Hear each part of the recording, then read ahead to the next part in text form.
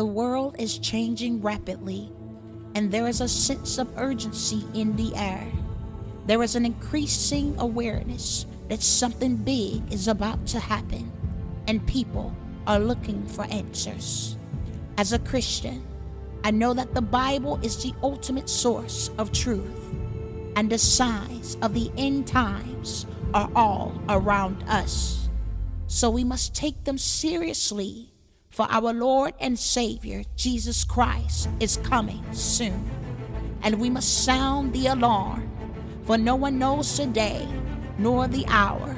Therefore keep watch, be ready, because the Son of Man will come at an hour you do not expect. Let your loins be girded about and your lights burning. Be on your guard and stay alert, for you do not know when the appointed time will come. Let us be vigilant, faithful, and ready for the return of our Lord and Savior, Jesus Christ.